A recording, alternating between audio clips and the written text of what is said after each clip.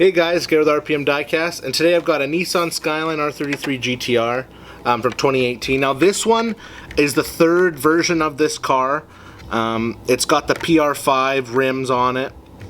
There's been no recolor of this year. This was the only one. And so the version 4 that came out is the Godzilla that came out a little while ago. Yeah.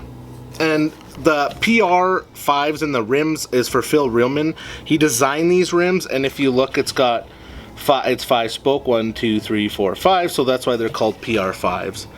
But yeah, let's go crack this open, do some close-ups, and then we'll come back after.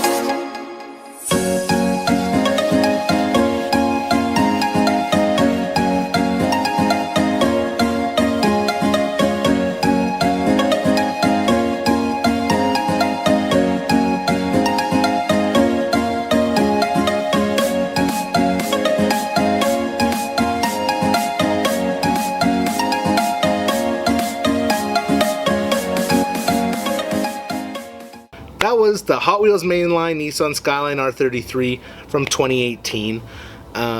Yeah.